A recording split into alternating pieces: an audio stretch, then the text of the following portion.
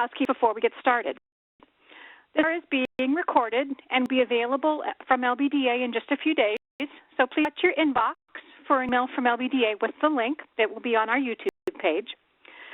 We will be having a question and answer session at the end of the presentation, so if you have any questions for our guest presenter, please type them in the Q&A box on your screen. If you can't see the Q&A box, there should be a Q&A button. If you're using a Windows machine, it should be in the upper right-hand corner of your screen. Those of you who are listening via telephone, please note that all lines are muted except for the presenter. So I'd like to introduce our speaker, Marguerite Manteau-Rao. I'm sorry, I tried that earlier. Let's try that again. Marguerite Manteau-Rao was the founder and lead instructor of the Mindfulness-Based Dementia Care Program at the University of California, San Francisco Center for Integrative Medicine. She's CEO and founder for the Present Care Project. This is a new and innovative mindfulness-based dementia care program for care partners of persons with dementia. Thank you so much, Marguerite, for joining us today and for putting attention on the topic of mindfulness in caregivers, for caregivers. I think this is a new topic for many people, and we appreciate you being with us. Well, Villa, I'm trying to do what we should be doing, which is moving that little, oh, you need to pass the thing, right? Yes, so I'm going to change and give you control of the screen, and you can begin presenting your webinar. Well, thank you, everybody, for being patient. And let me just get the screen started.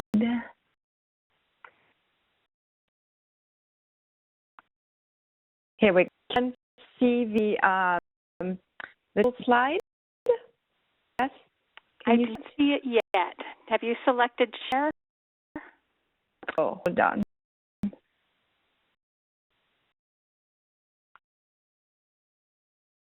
Share. Okay. Yeah. Okay. So now,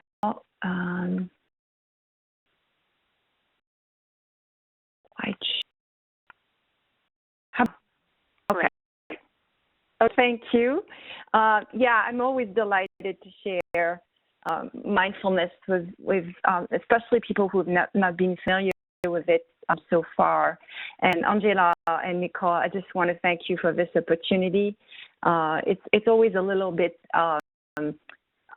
strange doing this like this without seeing the people's faces, but it does have some advantage from a mindfulness perspective because we're able to focus more on the sound. So it's a good thing. Let me go to the next slide. Okay, so before we begin, I'd like to invite you to a few moments just reflecting on challenges that you may have encountered in your journey with Lewy body dementia, whether it's as someone providing care, someone living with a disease, or a professional who's supporting folks in that journey. So just you may want to close your eyes. Just take a minute just to calm yourself.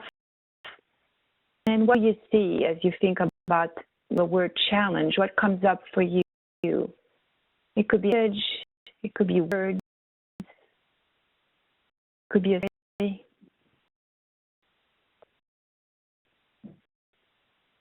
What do you do journey with Lewy body dementia? It could be many. It could be a thing.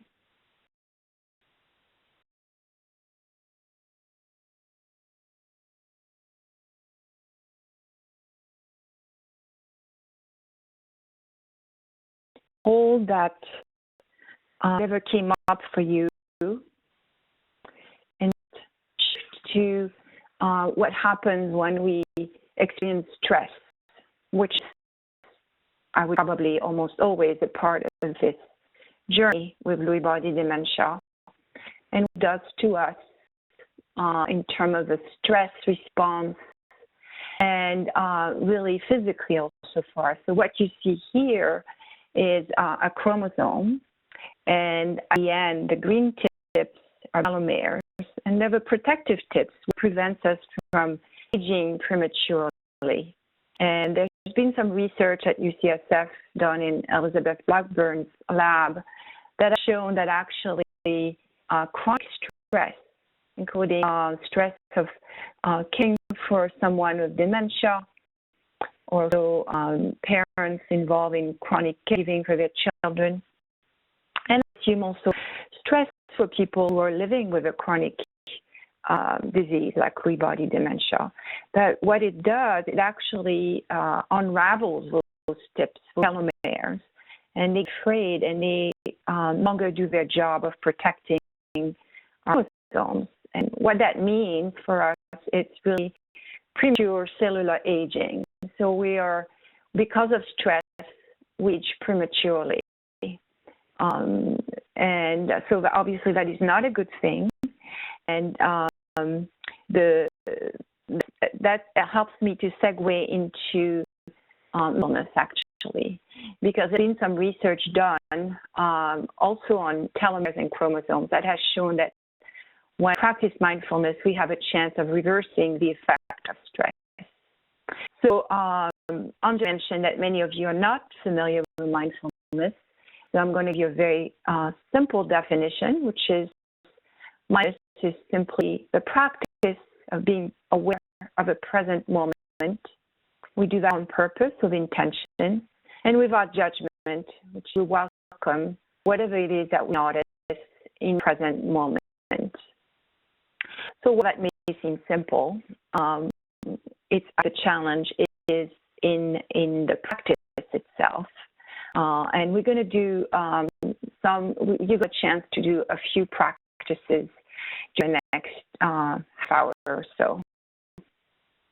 So for caregivers and people involved living with a disease, there's two benefits of mindfulness. The first one is that it helps lessen the stress. You emotionally, mentally, physically be better prepared to deal with stress. It's not such that it reduces the stress. It improves our response to outside stressors. We don't add more internal stress on top of it. And the other benefit of mindfulness practice, when we are along that path of Lewy body dementia, it brings greater ease in the interaction. We're better able to meet each other and have moments of ease and sometimes even joy as we journey together. And that's because mindfulness helps us be more present, be more attuned to what's happening in our environment with the other person. And it also gives this gift of being more calm and prepared for whatever comes our way. So, mindfulness, there are books written on that topic. There's more books written on the topic. It's become very mainstream. It's now practiced in many settings, from prisons to schools to businesses, hospitals. There are many trainings for different types of problems, depression, eating, anxiety, many applications of it. But really, the main thing is, one thing you need to remember from this time together is that it needs to be practiced. And so I'm going to invite you to practice with me right now. So I assume each one of you is sitting in a chair. If not, I would invite you to take a seat and maybe sitting comfortably. Be slouching. You want to be at a very alert posture. Make sure your back is as straight as can be, but you also want to be relaxed. so you don't want to be tense.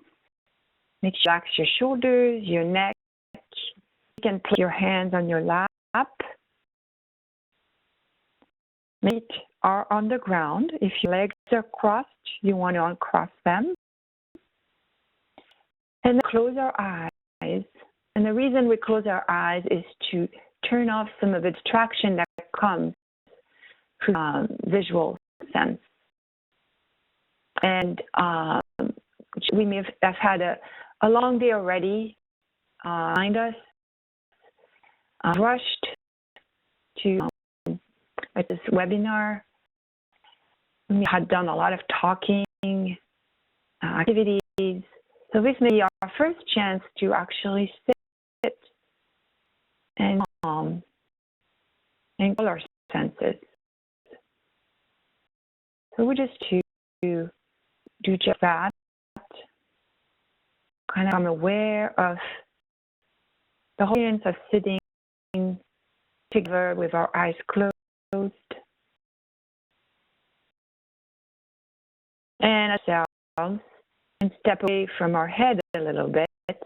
We pay attention now to our feet. Attention in your feet. Not beneath your feet. The left foot. You may feel or warm. You pay the physical experience. And we do the same thing on the other side. On the right, we pay attention to the right foot.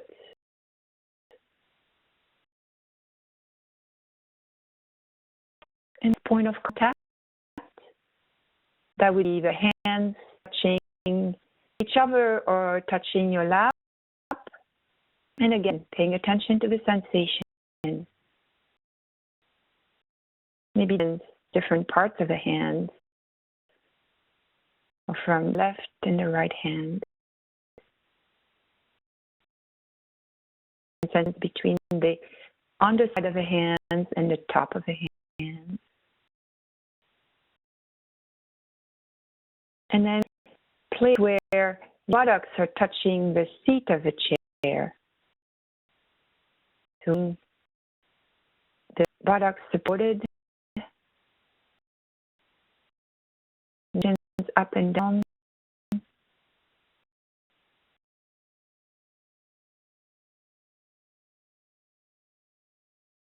And spine, noticing the whole body sitting still.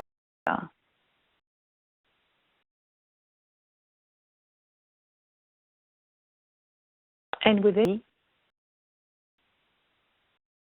we may start to feel the breath.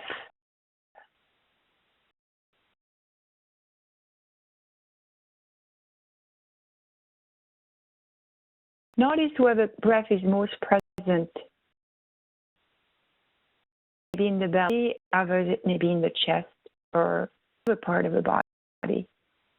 I'm just going to use the belly just because that's the place. And I'm going to use the rest of this practice to pay attention to the breath. And the breath is because activity that we all do, that takes place all the time, and it's a cool activity. So something for the mind to do. And also, when we are on the breath, that we're being present. We're in a present moment. As such, we're practicing mindfulness. And just talk about actually helping de-stress our mind. But notice our breath is the moment when we de-stress. So into the physical sensation when each breath comes, and then when it leaves. Now the belly rising, breath, They might pause in between, and then breath leaves the bells. Do anything, because breath happens all by itself. It goes in and out. No need to change it, whether long or short, or even just let it be. It's just to sit and not as it comes and goes.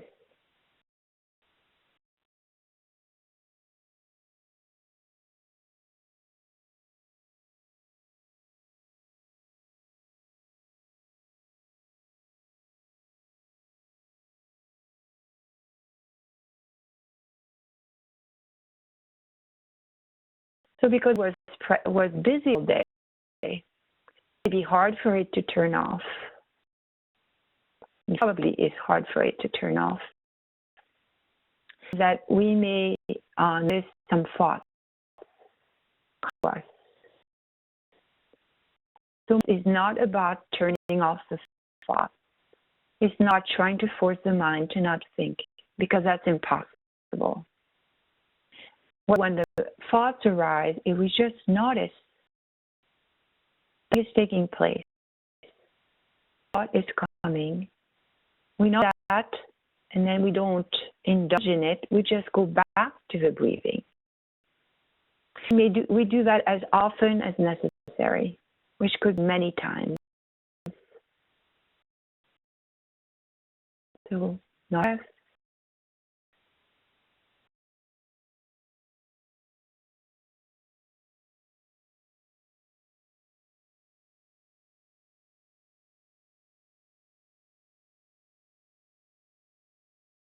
If we don't tension anywhere, any tightness,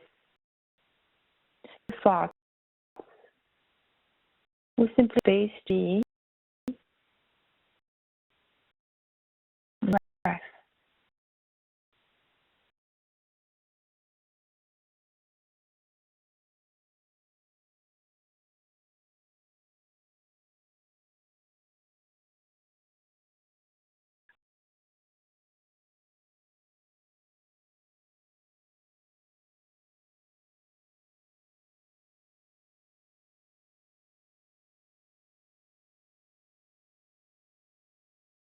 A few more breaths. Breathe at our face.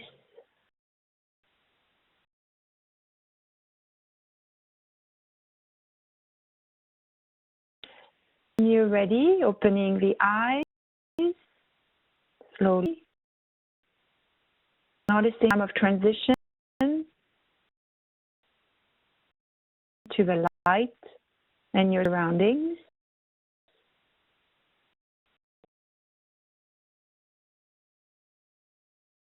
And reflecting on what it is that you may have learned, what surprised you, pleasant or not be so pleasant.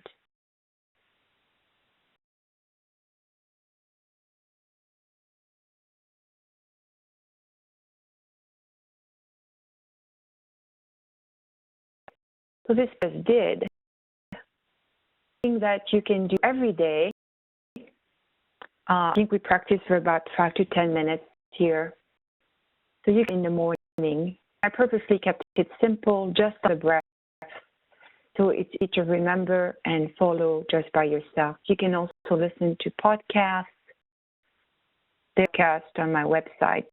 Actually, of them, one for just a mindful check-in of 5 minutes, and another one longer with a breath for 15 minutes. I urge you to do this at a time that's most convenient for you. The morning is always good because this way you're sure you can get that practice in. Then you reap the benefit from the practice today. Practice you can share to give your partners here with someone who has Lewy body dementia. You will have to experiment, see what works. what works. There's no right or wrong. Once you get principles down, you can just kind of play with it. This practice is a mini version of what we just did, but it's something you can weave in throughout your day and stop for taking pauses throughout the day, stopping, taking breaths, just like noticing your breath. Observe as you do that. Observe what's going on. What's going on within you, what's going on outside. And then proceed. So breath, observe, proceed. So I encourage folks to put a sign, where you think that might be a good reminder for you. It could be on your bathroom mirror, it could be your fridge, it could be on top of your desk at work, or you have a chance to look at it frequently throughout the day. It will help you remember. The way to remember this practice is think about an activity you do often throughout the day. It could be in your hand, picking your phone, go for a particular doorway. Whenever that happens, that one habit, one day habit, tag along that new step habit. So right now, you could think about what that habit be for you.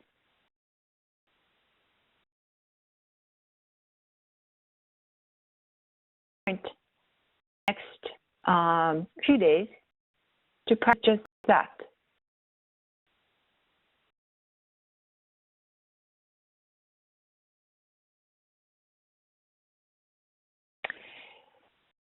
To develop this program that I'm in grief very early on. I've the emotions, which are a part of that journey, keeping up, and participants just had a very deep need for those to be acknowledged with a container of mindfulness. So I just want to spend a little time talking about what it means to mind grief when we're with Lewy body dementia, whether as a person living with a disease or someone in the caring role, like mostly to family caregivers. If you're a professional, that would mean that might be helpful in how to best support people in the care dyad. So one element of grief that is so, and I find that people don't even know about, but the constant part of the journey is this notion of ambiguous loss. So that journey is, there's so many losses along the journey, and yet many of these losses are not obvious or recognized, or at least not recognized by the outside world. They mean in the privacy of your own self, and the importance of just pausing and noticing what's happening, the next change in ability to function, the next change in ability to interact, so significant. And mindfulness includes mindfulness of emotions, thoughts. So when you start practicing mindfulness, you make room for all these experiences, to push them aside, to not to notice that it's happening, and share those with other folks. It will give them more. It will make them more real. The same thing for the person living with Lewy body dementia. It's early on. These are all these things you can no longer do that you used to do. And fully acknowledge. The aspect of minding the grief is noticing the tendency of our mind to anticipate, is to jumping ahead and not stay present moment and the present abilities, but anticipate what might happen. All the potential losses down the line. And this is something that we all do. That's just the human mind doing that.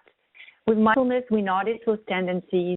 And if that happens, we can use the breath or some other practice to come to the present moment and notice what is still there, what do we still have going for us in our lives as care partners.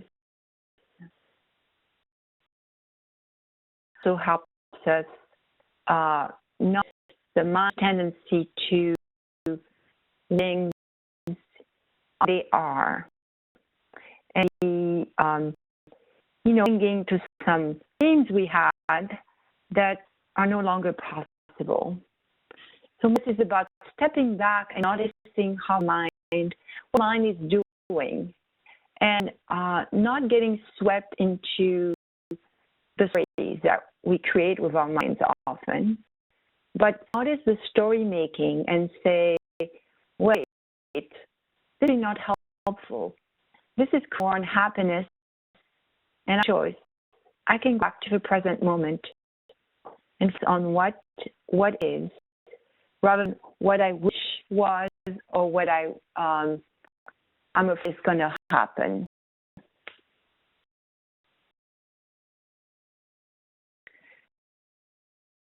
The experience of grief, it carries a lot of unpleasantness and a lot of suffering.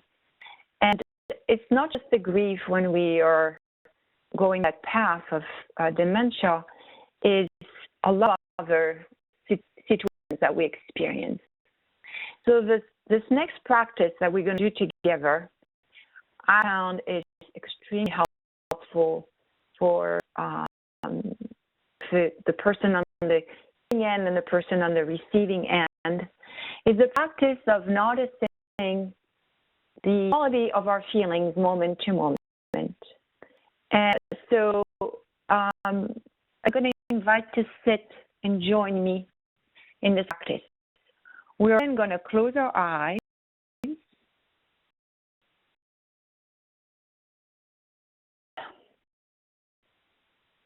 Not once. Again, we're going to ground ourselves in the body, not eat.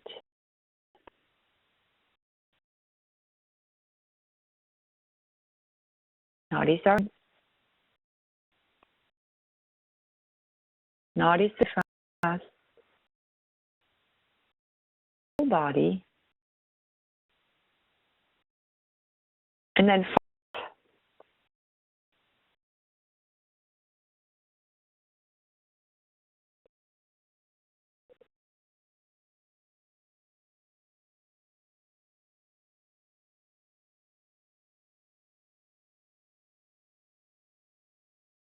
so now that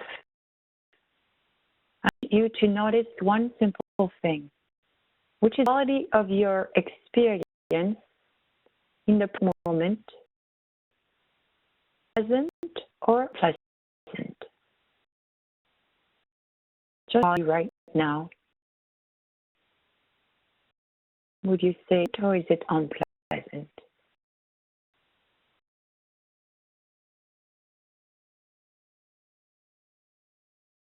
And with that unpleasantness.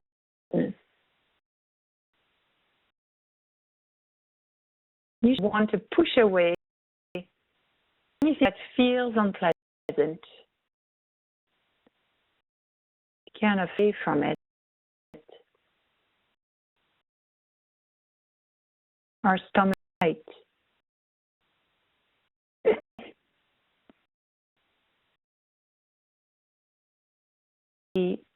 As human beings with unpleasantness.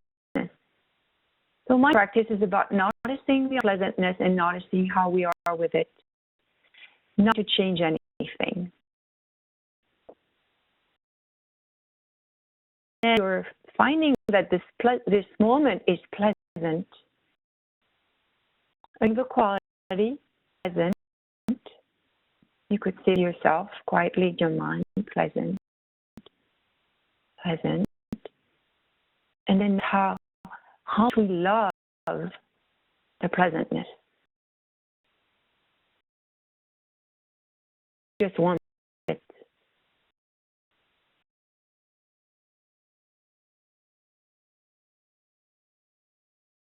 Spend lives of more like this. Pleasant one moment, unpleasant the next. And when it's from pleasant to unpleasant, there's frame because we don't like the unpleasant.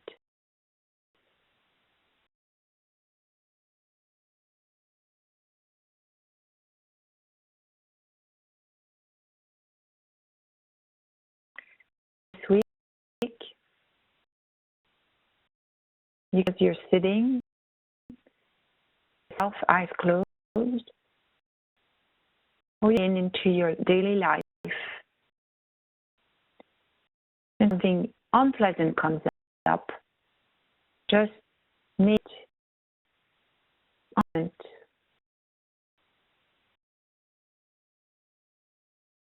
That practice of naming can make a huge difference in our ability to be within situations. Sometimes we don't even have time to think, but we just say unpleasant. And we experience something really pleasant, we can with how much we love the moment. And there's a that it might go away.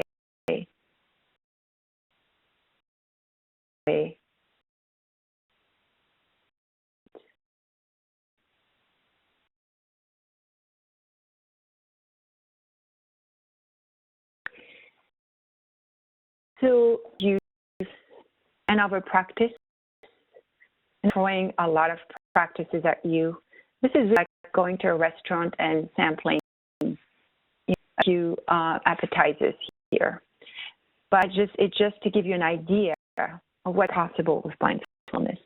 So self-compassion, I like to bring it early on in the training because so hard on ourselves. And as caregivers or people living with Lewy body, we can sometimes feel like we're a burden or things are really, we harbor a lot of challenging feelings. And mindfulness and self-compassion go together to help us on how to be with feelings.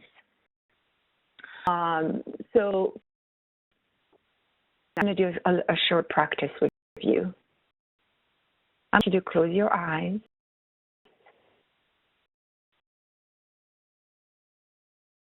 Now, out.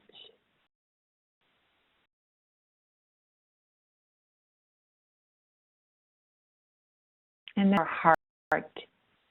And notice what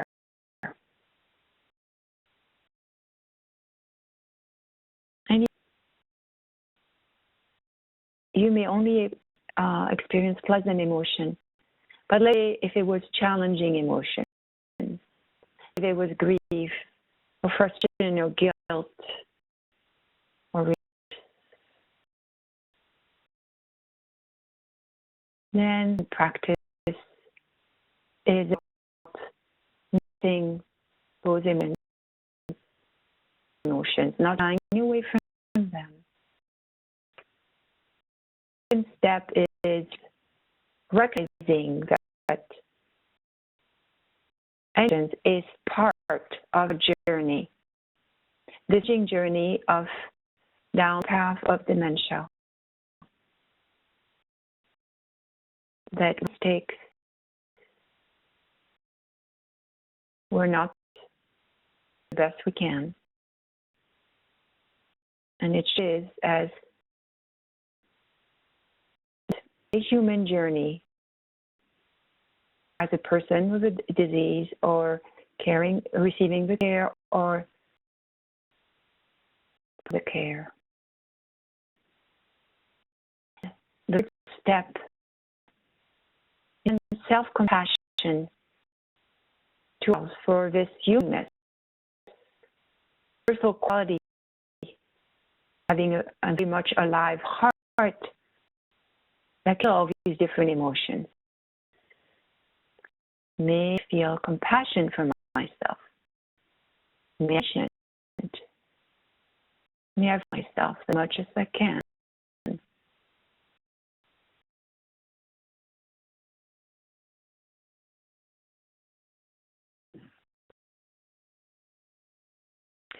I'm passing, and because this practice is all about taking one. So I'm just going to, we'll see how far we go. Either you only get part of this, but well and slow and trying to rush through it. That itself is mindfulness practice. So this what if relates to really person-centered care, which it wants to highlight the importance for us as human beings to make our own decisions. And how that is, certainly when we're living with the LBD, but as someone caring for someone with LBD, to enable those choices as much as we can. Realizing that it can be challenging, but part of easing the care, we can do that. The things will be just because not well when we are imposed and not participate in those decisions. The other important emotional need that I want to stress, and that can be facilitated with a mindful approach to the journey, is the need to facilitate a full life and the ability for the with LBD to continue to actively participate to the extent that they can into life in a way that's meaningful, because we just want to be not relevant. This notion, and this is the notion of care partnering. I've used the term caregiving, receive care, but really we want to think about this notion of care partnering, of doing this together, so that neutrality, we are in this journey, facing this journey together. Mindfulness can be really helpful when we fall into rigid roles, which is also, again, a very normal human tendency. We don't do well with nuances, and if we start caring for someone, we very quickly become a caregiver, and then that's all we do. We deprive ourselves and the other person of the possibility of a more shared experience. And then for the person with body dementia, it becomes, if we don't feel like we're partnering in care, we become just a recipient. That goes along with this idea of no longer making decisions, no longer participating as much as we can. So that ends up creating more problems in the line for both of the people in that journey. So practice that if you cannot sit, where some people is hard, is the practice of mindful walking. So today we've been practicing with breath, noticing each breath. You can actually practice noticing each step. And that's best done if you're not trying to go anywhere. You just go back and forth. You pick 20 to 30 feet and notice your step. You can do this at home, or you can do this outside in your garden or on the sidewalk. go back and forth, noticing each step. That's a very calming practice. But feeling anxious, just notice each step. Left foot, right foot. If you bare feet, you can notice the position of the foot on the floor, and that'd be easier to do the practice. This practice can translate to care situations when we are together. And let's say we're with a person with free body that is walking more slowly. What we can do is attune our pace to the person. Let go of our need to go at our own pace, and then have the other person's steps be the object of our attention. And this is a beautiful practice of tuning to each other and at this time de-stressing. Repetition is a patience practice. When we are caring for someone who's conditioned makes them repeat themselves, our patience gets tested often. And the mindfulness practice becomes to each repetition, just like we were looking at the breath, just like we're looking at each step. Rather than each step the same, each breath the same, each repetition the same, to attention on each one. And Charlotte Selver, S-E-L-V-E-R, who was a pioneer of sensory awareness, has this beautiful quote in one of her videos she did when she was 101 years old. She talks about each moment. And this is really the invitation to view each moment as a new moment, rather than not again, not again. It's let me explore what this new moment is. Although it may sound the same as the previous one, it's always different. And that's easy.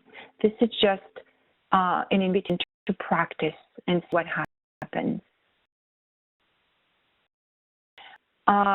Mindfulness is practice not just of self-compassion, but compassion for the other person. And when the other person has trouble with their executive function, which is the ability to start to initiate activities, a beautiful thing we can do when we notice that with mindfulness, you may be asking, what are we doing next? That's their way of asking for help. And so what we do there is we lend our ability to jumpstart things. We help them jumpstart their activities.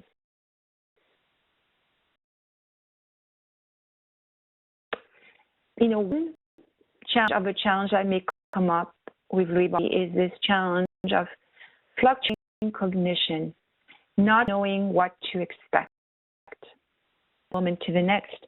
And it's because mindfulness is all about that. It's all about just being present for what is, disruptions, and leading to the disruption. So today I learned that the gardener was coming and gardening at my house, and my first action was to say, I have a webinar, it's going to be disruptive, it's going to create noise. And then stepping back and realizing, this is what happens. Or disruption, and when it happens, we just notice the disruption. We notice how we react to it, and we proceed. And again, it's like this unpleasantness. Become more comfortable with this constant change, whether pleasant or unpleasant, or in this case, fluctuation in alertness, maybe some confusion the next moment.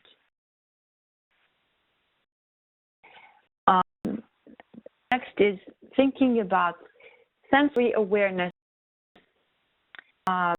particularly mindfulness of sounds, how that may impact if the other person has some auditory hallucination. It's really important, as you know, to monitor the soundscape so that it's not adding more stress to the other person. So there's a practice, just the same way we were sitting and seeing the breath, we down and close eyes, closing my eyes and open my ears fully, hearing the lawnmower from the gardener, which I was for because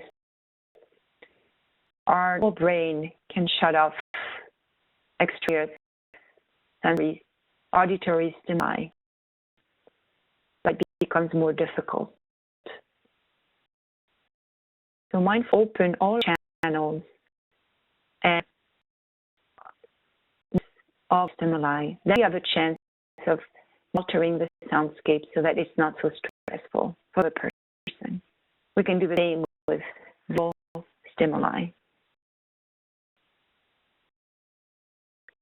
So hallucinations and the delusions, I think we learn with mindfulness is room for what is. We include and now reality. Actually applies to both someone living with Lewy body dementia and someone caring for someone with Lewy body dementia. I've done some work with Lewy body dementia who have a mindfulness practice, who had a mindfulness practice, and have been able to make room for those two alternative realities and relax around that experience.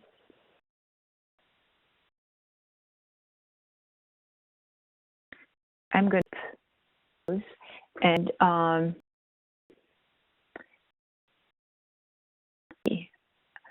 going to ask you to think for a second about one thing that you retained this presentation.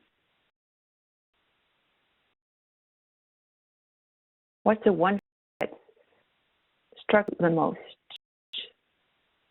that you want to take away with you?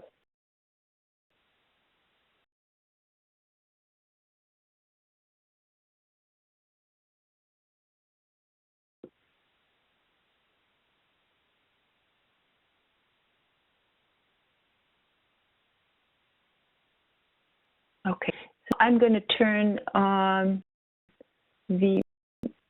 think, Angela, I'm going to give you the control. Alrighty. Okay. Okay, and you stop sharing your screen. There we go. Well, mine. Okay. So for everyone who is opened up an opportunity for them to share a few questions with us in the chat window.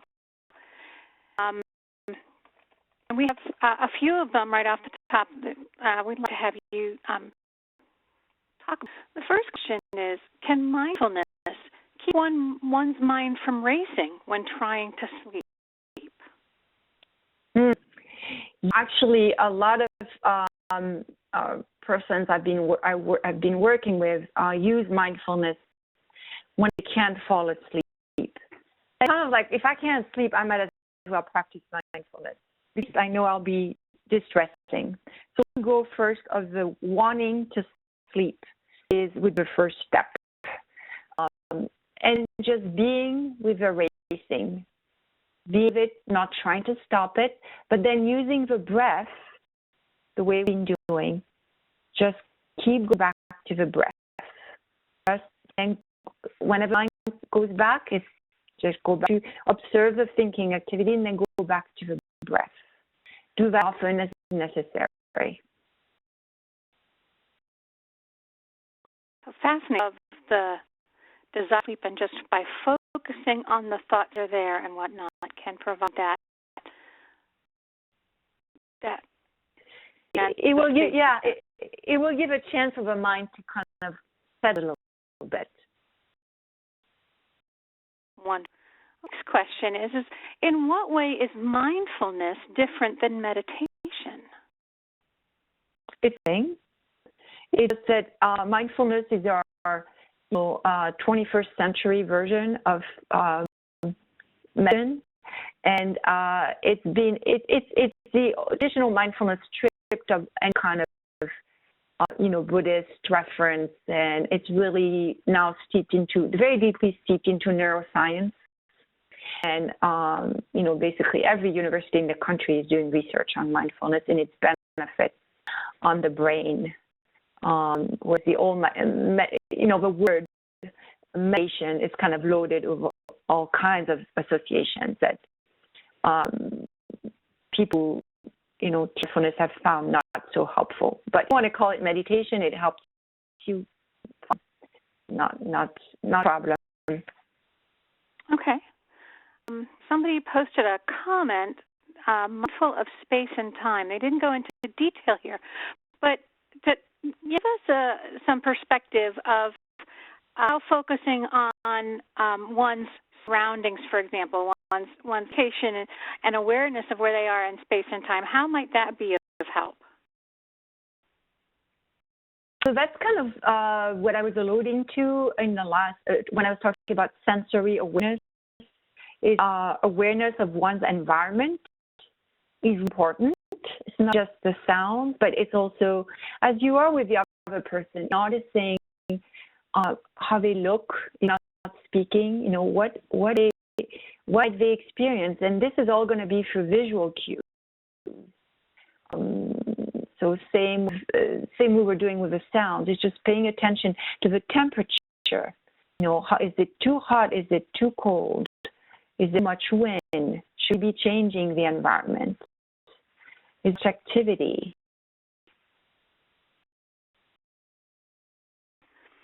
Thoughts on whether there's a point in time where it's too late to use mindfulness as a stress-relieving tool for the person with LBD.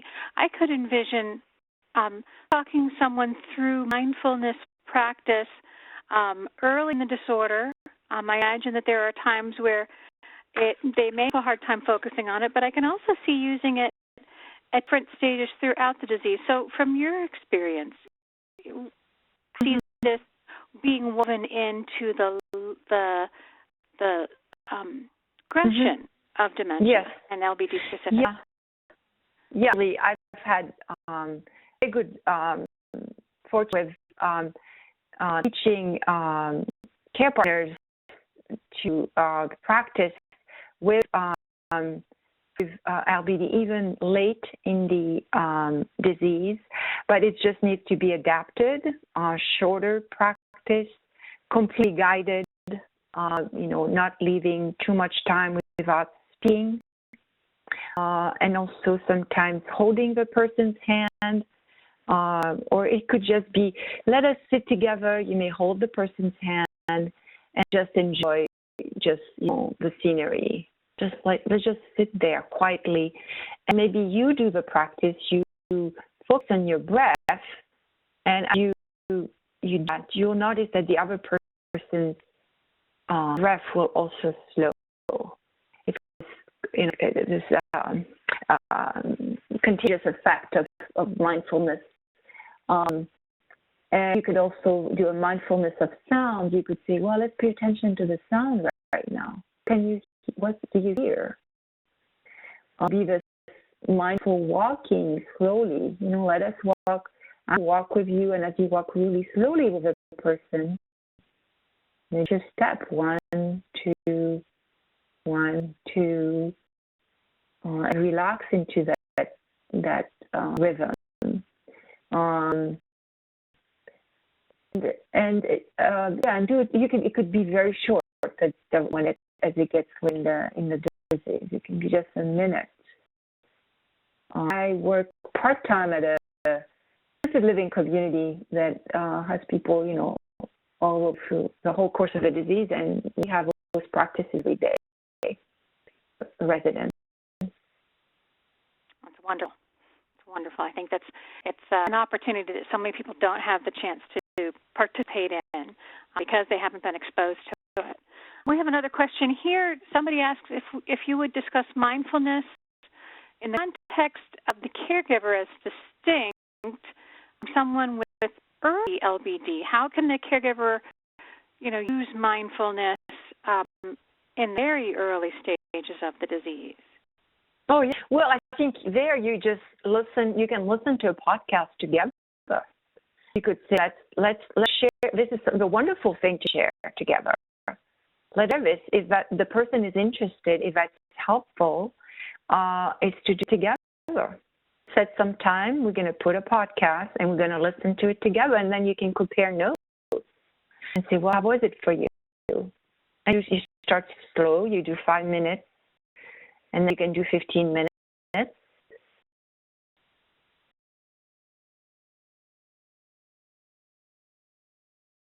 Excellent. Okay, let's see. I've got another question that has just come in.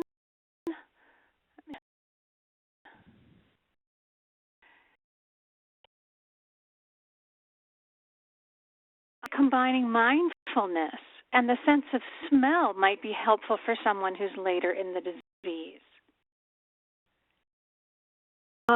Sure. I mean, that's a practice. I haven't mentioned it here. It's from Hansen in his book, His Brain. He talks about the practice of taking in the good. So this would be a really example of, a flower or a pleasant smell that someone is, really, really likes. It's about sharing that experience. Oh, this flower, doesn't it sound wonderful? And taking turns and maybe describing what it feels like, and maybe memories associated with that come up as you enjoy that smell. I think. Wonderful. And one last question before we're out of time here.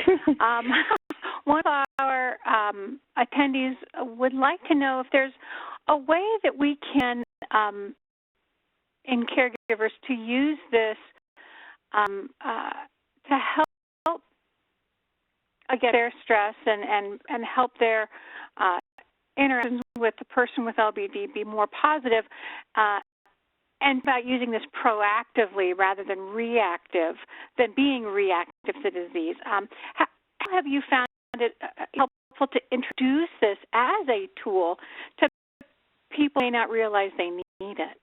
Mm-hmm. Well, it's interesting because mindfulness is likely to be taken in when there's already some kind of suffering or some kind of need, and when there's some kind of stress already. But people want to learn it proactively. I would say that if you're already caring for someone with LBD, you probably have experienced some stress in one or another. If only just the fact that there's a diagnosis that is stressful. So absolutely. I mean, I think it's just the earlier you can put that in your toolbox, the better. And it is really a practice to be taught from someone who already has their own practice, mindfulness, established practice. And there's many places where you can take mindfulness courses, many good places. There's also a lot of podcasts that you can listen to. And, there's a great advantage in doing it in community. If you, let's say, are a health professional and you are able to conduct groups of caregivers, or, even start a support group with 5 minutes of this check-in that we did today, that can be very beneficial because then you can encourage as they practice together, like we did today. If we were just by ourselves, it'd be a lot harder. But just knowing that there were 50-some people doing this together, there was this impetus to practice. Outstanding. Well, out of time, let me take this opportunity again to thank you so much for bringing this wonderful stress-relieving tool to the LBD community, not just for the caregiver, but also for the person with LBD. It was a wonderful presentation. Everybody, this concludes our webinar for today. We'll be posting the recording on YouTube in a day or so, so please watch your inbox for an email from us with the link so that if you weren't able to watch the whole thing, you can watch it at your convenience. For more information on LBD, as you all know, please visit our website, LBDA.org, and thank you for joining us. Have a great day, everybody. Thank you, everybody.